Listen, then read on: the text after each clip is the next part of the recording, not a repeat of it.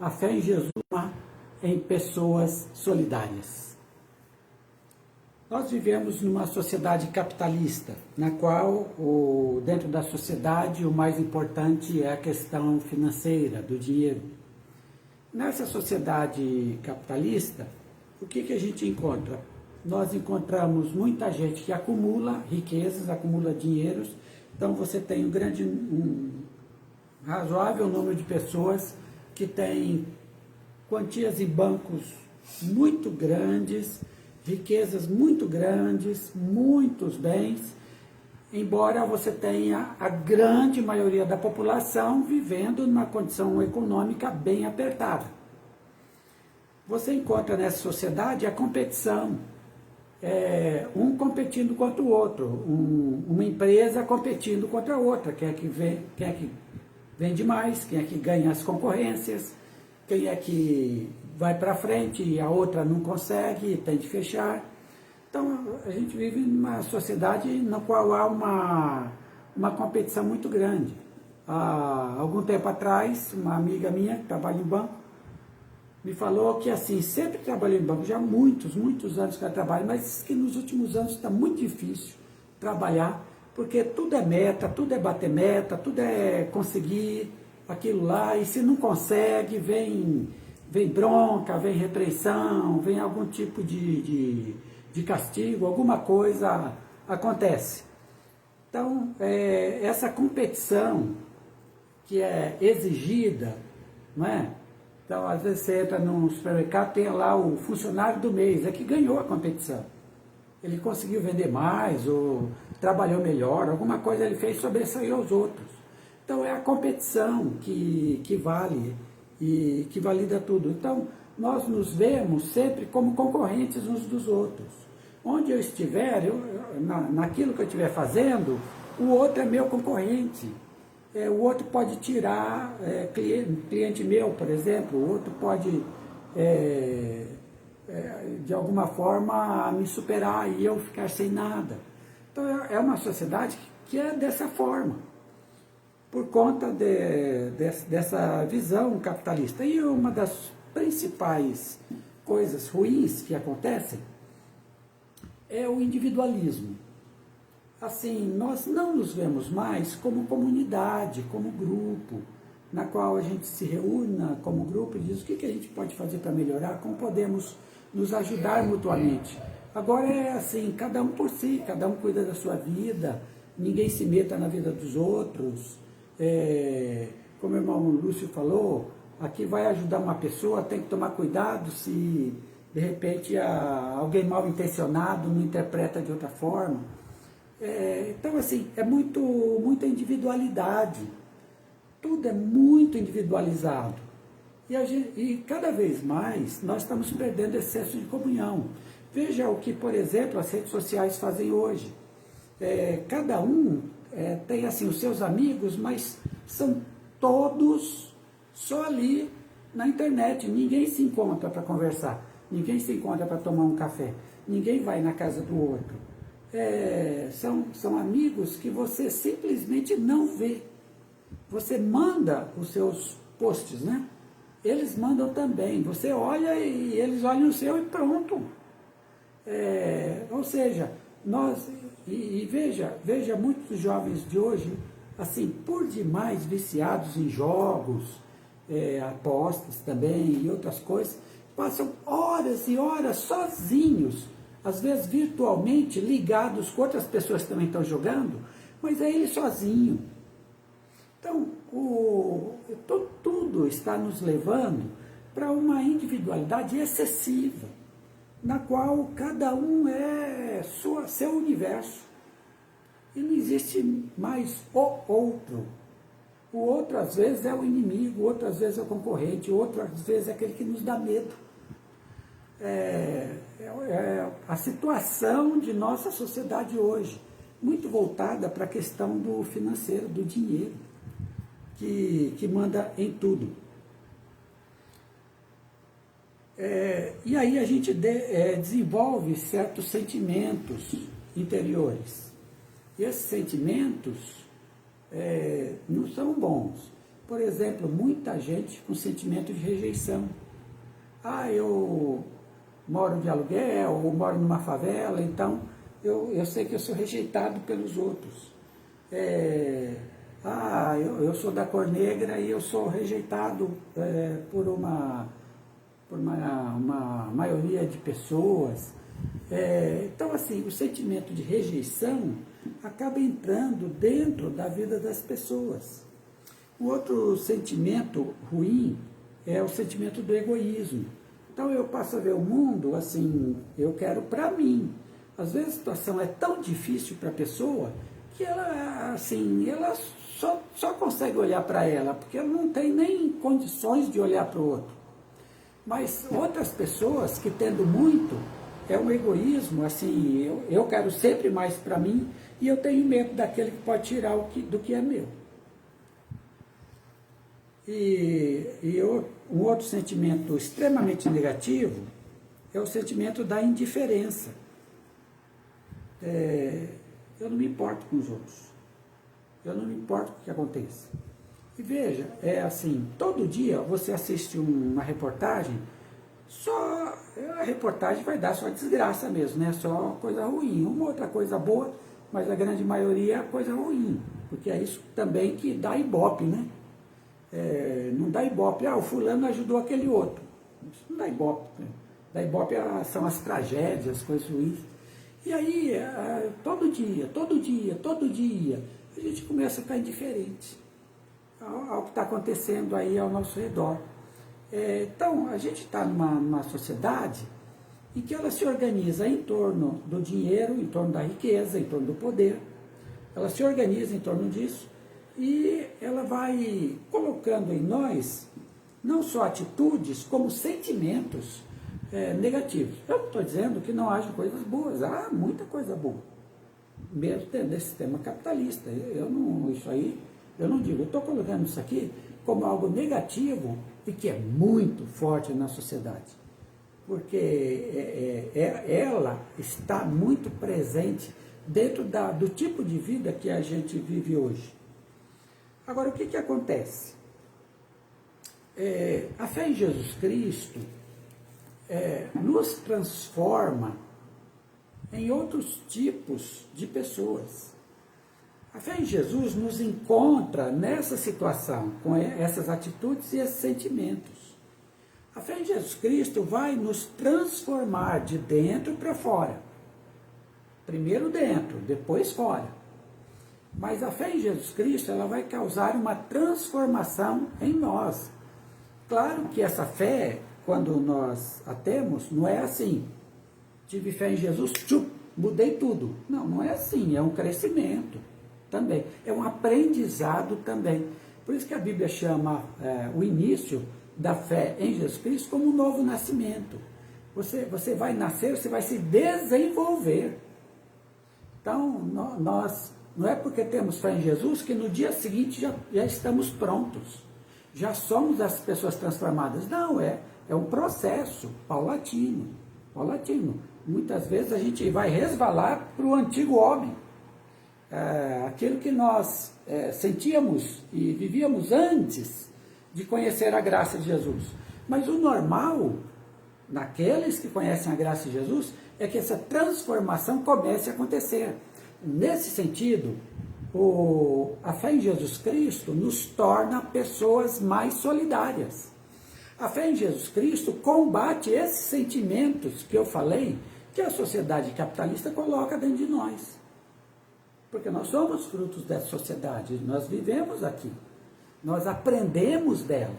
Mas a fé em Jesus, ela vem como um contraponto, para nos ensinar, olha, tem um outro jeito de sentir, tem um outro jeito de agir, tem um outro jeito de ver o próximo.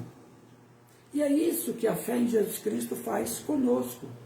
Ela vai nos modificando para que a gente tenha, primeiro, sentimentos diferentes desses que a gente aprende e que nós tenhamos também, a partir disso, atitudes diferentes dentro da nossa vida.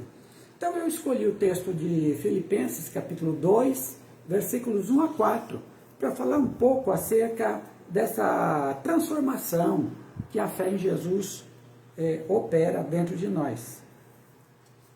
Diz assim: portanto, se há alguma exortação em Cristo, se há alguma consolação de amor, se há alguma comunhão do Espírito, se há alguns entranháveis afetos e compaixões.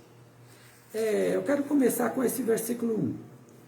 Veja, Paulo diz, se existe em nós que encontramos ao Senhor Jesus, se Paulo está perguntando, se encontramos com Jesus, estas coisas existem em nós.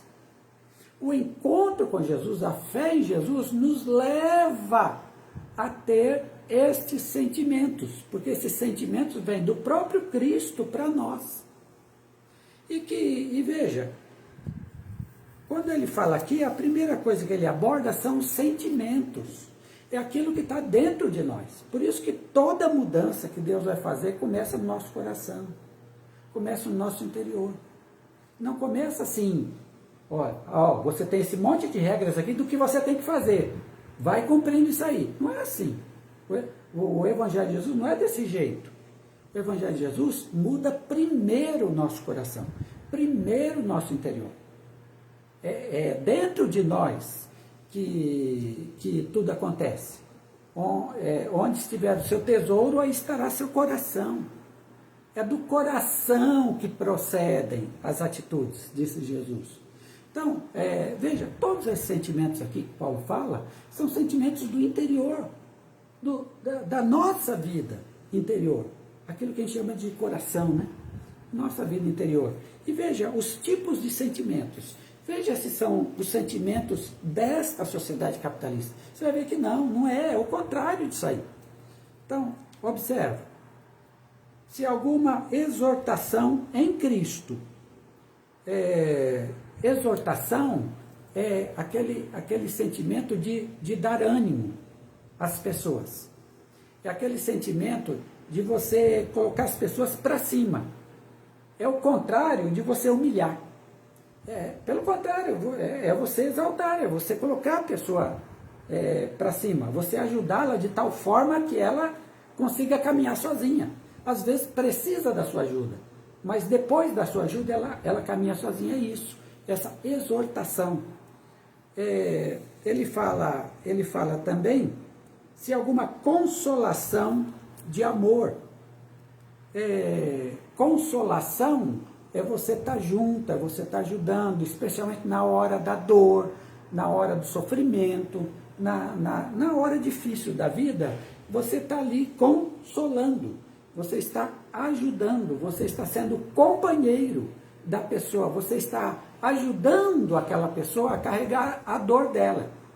A dor dela não passa para você, é dela, mas você está ali. E nesse compartilhamento, você a ajuda. Se alguma consolação, diz o apóstolo, de amor. Veja, essa consolação, esse ser amigo, esse estar junto, é feito por amor à pessoa, por amor ao próximo, por amor ao outro. Por isso que Paulo diz, consolação de amor. É motivada pelo amor. Você não está motivado, por exemplo, eu vou ajudar alguém que está mal, porque eu sei que ele tem uma grande fortuna, quem sabe eu posso tirar alguma coisa dele lá na frente. Aí já é interesse. Não é de amor, é de interesse. Aí é capitalismo de novo. Não, aqui é de amor, consolação de amor, porque ama aquela pessoa. Não está preocupada se vai tirar alguma coisa dela. Não, ama a pessoa. E aí ele continua, se alguma comunhão do Espírito. O Espírito Santo nos leva a ter comunhão uns com os outros. O fruto do Espírito sempre é fruto para os outros, dentro de mim, para os outros. Se alguma comunhão, veja, o sentimento prevalecente eu quero ter comunhão com os outros. Eu quero viver minha vida com os outros. Eu quero ter comunhão, eu quero compartilhar minha vida com os outros. Quero que os outros compartilhem a vida deles comigo. Então, essa ideia de que os outros não são meus inimigos. Não é porque é de outra religião que é meu inimigo. Não, são pessoas com quem nós vamos compartilhar a vida. Quem sabe nesse compartilhar da vida a gente também possa compartilhar a fé. Que bom, se assim for. Mas mesmo que não compartilhe a fé, ainda posso compartilhar vida. E eu ajudá-lo e ele me ajudar. Então, nessa comunhão do Espírito, e as duas últimas palavras, entranháveis afetos e compaixões. Ó, gente, isso é sentimento. Afeto, afetividade. Ter sentimento bom por alguém. E compaixão. Compaixão é aquele sentimento de você ver a dor do outro e você não aguentar, eu tenho que ajudar. Isso é compaixão. Eu não posso ficar parado, não posso ficar indiferente. Não consigo. O outro ali do meu lado está sofrendo, eu tenho que estender a mão. Não é? Está caído na rua, tem que parar o carro e ajudar. É isso, é essa compaixão. Olha, isso é sentimento de dentro. Mas veja, todos eles, e outra coisa, ele diz assim, entranháveis. Aqui no tempo bíblico, eles achavam que, a gente diz que a sede das nossas emoções é o coração, né? Eles achavam que era aqui as entranhas, ó. As entranhas, era aqui que era, as emoções estavam aqui. E a gente sabe disso, quando a gente recebe uma notícia forte demais, não é? Isso aqui se mexe.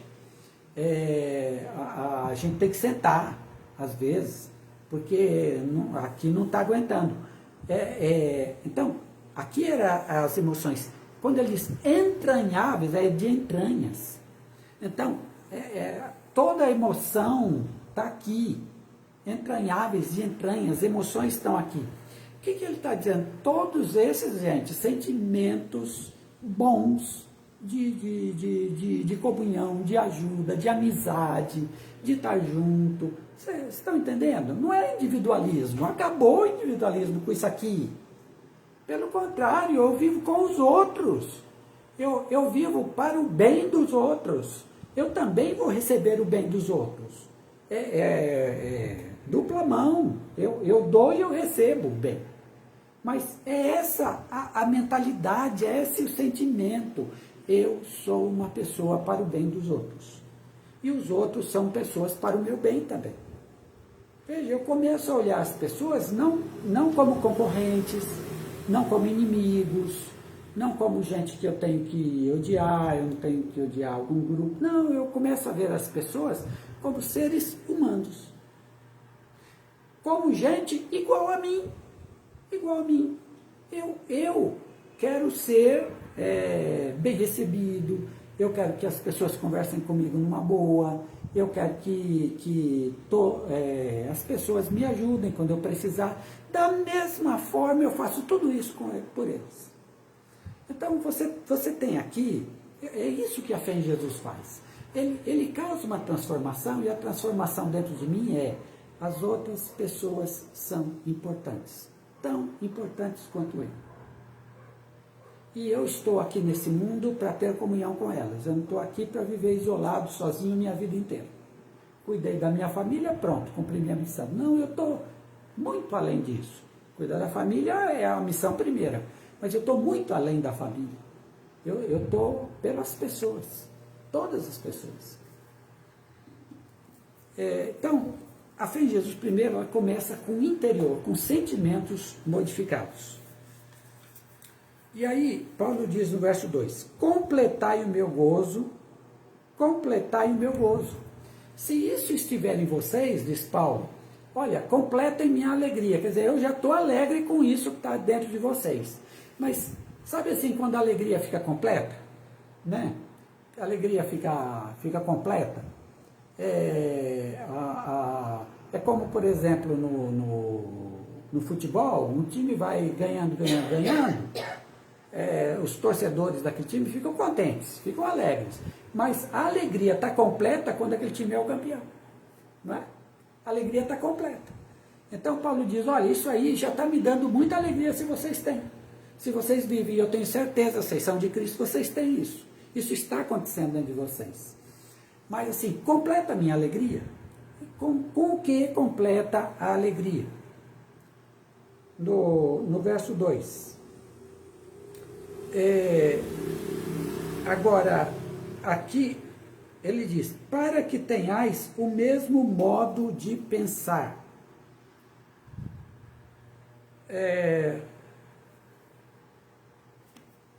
O mesmo modo de pensar. Veja, não entendamos a Bíblia aqui no nosso século XXI. Para nós pensar é raciocinar, é tudo que está aqui dentro do cérebro e que às vezes não tem a ver com a vida, né? Eu e Jane assistimos um filme que a mulher era professora de ética numa universidade, mas o comportamento dela não foi tão ético assim. E aí nós até comentamos, uma coisa é o que está na cabeça, é a profissão, é o ensino. Outra coisa é se você vive aquilo, não é? Vive aquilo. Paulo disse, para que tenhais o mesmo modo de pensar. Ele não está dizendo, como a gente pensaria hoje, para que todo mundo pense igual, ninguém pode pensar diferente. Não, não é isso. Não é isso. Quando ele diz para que tenhais o mesmo modo de pensar, ele está dizendo para que vocês vivam dentro de vocês, no pensamento de vocês, o que vocês vão imaginar, desejar, dessa forma dos sentimentos. Para que, assim, toda vez que vocês pensarem na vida, os sentimentos sejam esses, de todos vocês. Então, todo mundo pense com compaixão, todo mundo pense com amor, todo mundo pense com comunhão. Não importa, às vezes os pensamentos são diferentes. Aí eu acho que deveríamos fazer tal coisa, outro pensa, não, eu acho que deveria fazer outra coisa diferente. Isso aí não tem problema. Desde que os vários pensamentos sejam todos motivados por esses sentimentos. É isso que ele está dizendo. Não é pensar igualzinho, é pensar a partir da mesma base. E a mesma base são esses sentimentos que ele falou. Então, que vocês pensem de uma forma só, ou seja, que todo o pensamento de vocês, mesmo que um por um sejam diferentes, mas que tenham todos a mesma base de amor, de paz, de comunhão, de ajuda. Para que tenhais o mesmo modo de pensar, tendo o mesmo amor. Veja, mesmo modo de pensar, mesmo amor. Então, que o amor seja o que mova vocês. Que vocês se movam por amor. E todos vocês se movam por amor. Ninguém se mova por ódio. Ninguém se mova porque na igreja está competindo com o outro por algum cargo, por alguma posição, ou por algum poder dentro da igreja. Não. Ninguém entra em competição com o outro por causa de poderes.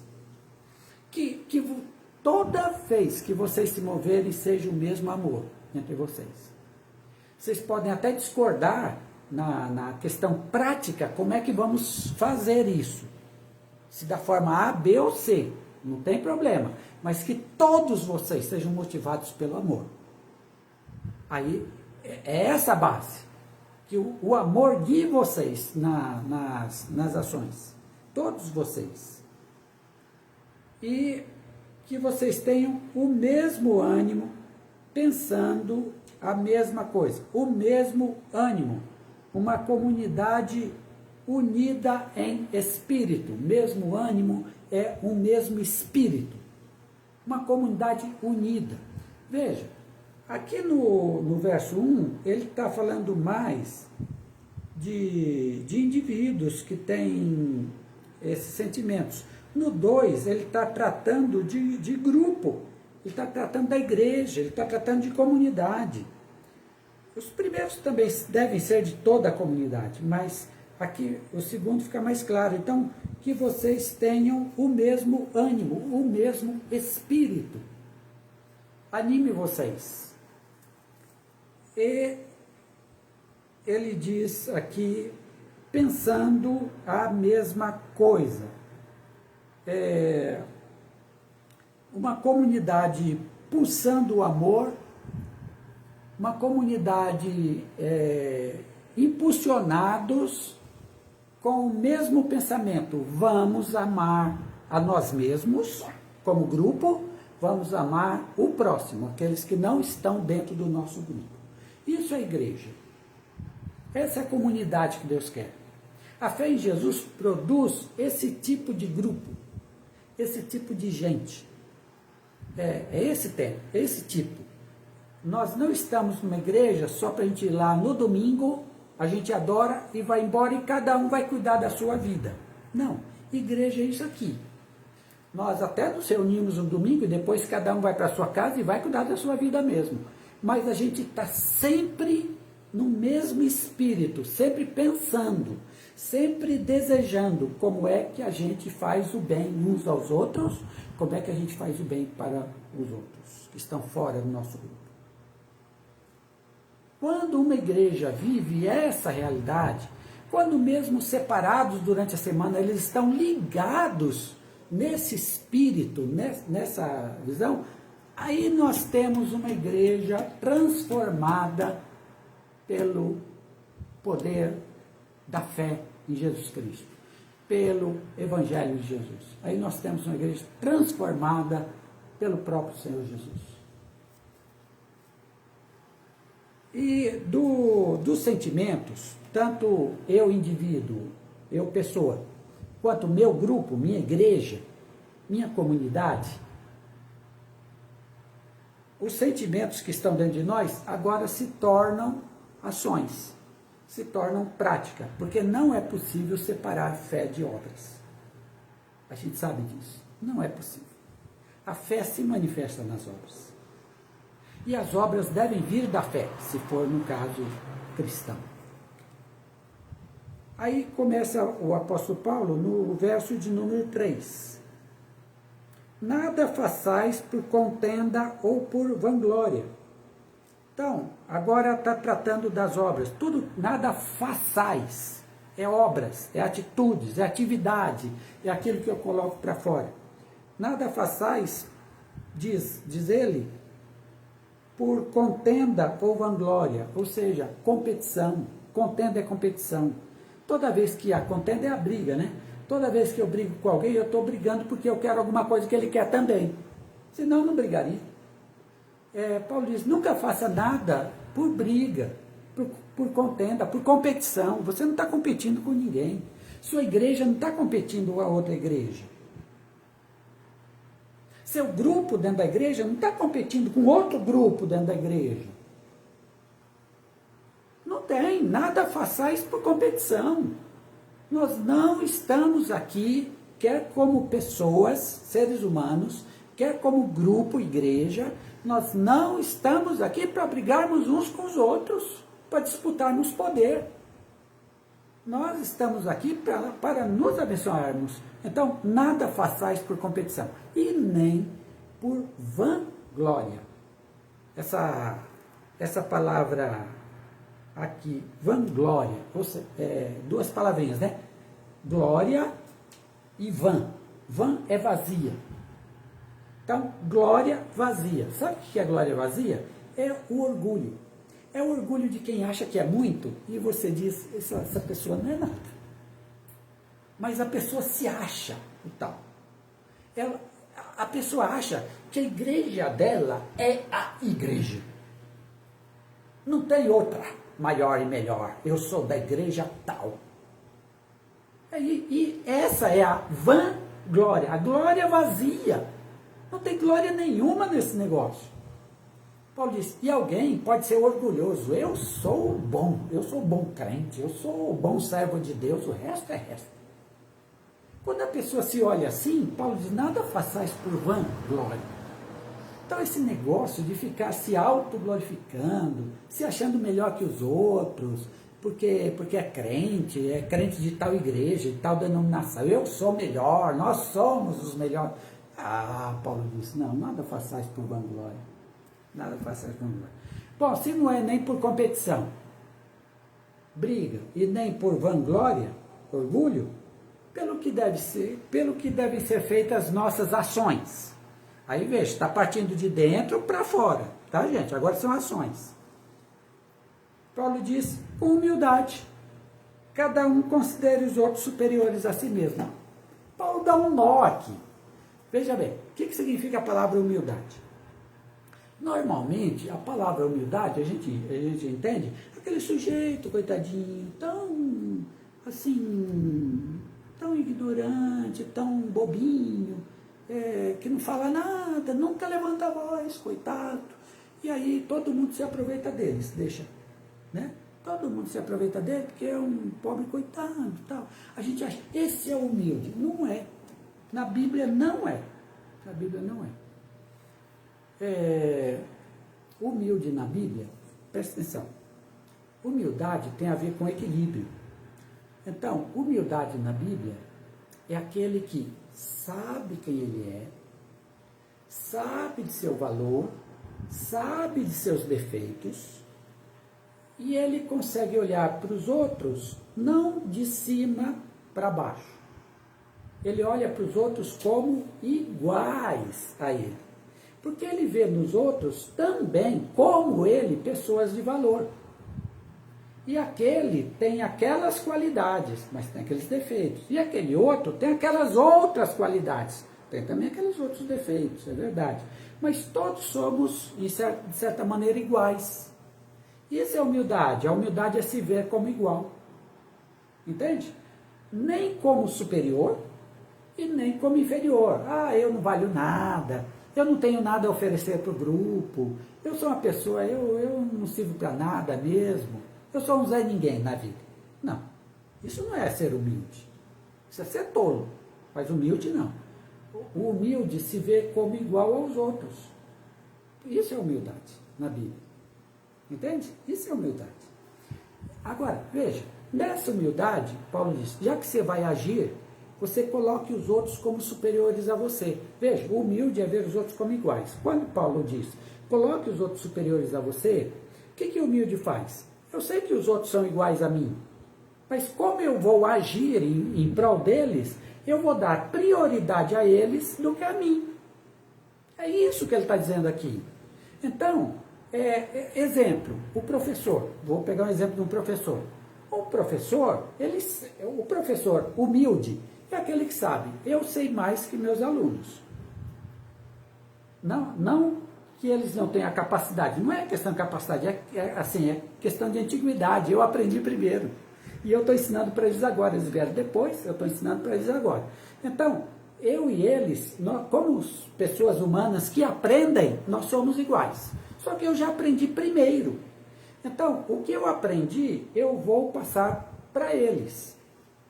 O que o bom professor faz? Ele ensina os seus alunos de tal forma que eles aprendam, e eles não somente aprendem, como se desenvolvem por si mesmos. Vocês estão entendendo? O bom professor é esse. O bom professor é aquele que quando alguns de seus alunos, vamos supor, despontam e se tornam melhores que ele fica feliz. Ele fica feliz. Por quê? Eles aprenderam de mim, mas eles foram além do que eu ensinei. Pela capacidade deles, eles foram além. Esse é o bom professor. Então, o bom professor, veja bem, ele sabe mais, mas ele se coloca em que posição? Na mesma posição dos seus alunos para ensinar, e ele privilegia o ensino dos seus alunos. Ele vai fazer de tudo na condição dele para que seus alunos se tornem e aprendam mais que ele. E isso é ser humilde. Humildemente, eu estou colocando os outros acima de mim mesmos. Eu não sou inferior a eles. Eu apenas estou priorizando eles. É isso que Paulo quer que a gente faça com os outros. Nós não somos inferiores a ninguém, mas nós vamos colocar os outros como pessoas com prioridade em nossa vida. Então, aqueles pobres serão prioridade na minha vida. Aqueles amigos que estão em dificuldade vou dar uma prioridade para eles. É isso que ele quer. É isso que ele quer. Veja, isso é o contrário do egoísmo. É o contrário do orgulho. É o contrário. E aí ele termina no verso 4, aqui nesse texto, não olhe cada um somente para o que é seu, mas cada qual também para o que é dos outros. Aqui Paulo diz, você tem que olhar para o que é seu, você tem que cuidar da sua vida, para você não ser um fardo para ninguém, você tem que cuidar da sua vida, mas ao mesmo tempo não olha só para a sua vida, olha para a vida dos outros também. Olhar para a vida dos outros não é para ficar criticando, é para ajudar. Olha para ajudar. E faça isso. Então, no plano da ação, eu vou sempre priorizar os outros e não eu próprio. No plano da ação, eu não vou ficar olhando só para mim, cuidando da minha vida. Eu também vou ajudar a vida dos outros. Vocês entendem, irmãos, que tudo isso aqui é uma atitude que nos leva ao encontro dos outros? Tudo isso, tudo, sempre nos leva ao encontro do próximo. Tudo isso aqui quer colocar em nós bons sentimentos de olhar para os outros. E mesmo aqueles grupos que são muito errados em termos de comportamento, exemplos criminosos, tudo mais, mesmo estes, que vai ser justo serem condenados, mas nós vamos olhar com essa atitude para eles. Vamos acreditar, por exemplo, que eles podem ser recuperados e podem se tornar cidadãos de bem. Podem. Porque a gente vai com esse olhar. A gente vai com esses sentimentos. A gente vai com essas ações. E se a gente entender bem, tudo isso aqui, esse tipo de sentimento, esse tipo de visão, esse tipo de ação em relação à vida, principalmente em relação ao outro, não é exatamente, mas exatamente o que Jesus viveu. Nosso Senhor, Ele não viveu exatamente assim.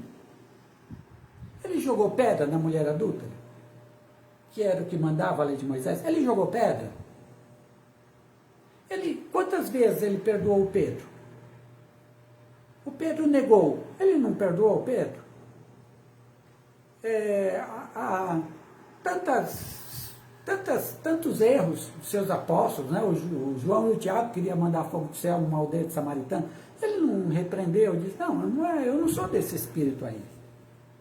Não combina comigo. Vocês são meus discípulos, vocês não são discípulos desse espírito aí. Quer dizer, ele não exerceu exatamente isso. O que o apóstolo Paulo está propondo para a gente é o seguinte: sejam xerox de Jesus. Você vai ser do seu jeito, da sua vida, mas seja igual a ele. Né? Para terminar aqui, sentimentos de bondade, como esses são expressos aqui, compaixão, afetos entranháveis, sentimentos geram ações de bondade. Então, a fé em Jesus começa dentro do meu coração, dentro da minha vida, mas ela vai se espalhar nas minhas ações de fora. A fé em Jesus transforma nosso interior com bondade e afetividade. Bondade e afetividade pelos outros. Não vamos desmerecer ninguém. E os sentimentos são tanto individuais como comunitários. Então, queridos, a fé em Jesus nos leva a esse tipo de vida, de sentimento, de existência, de ação. Vivamos assim.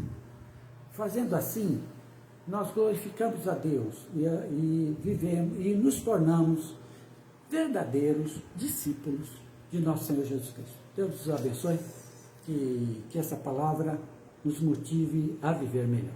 Amém.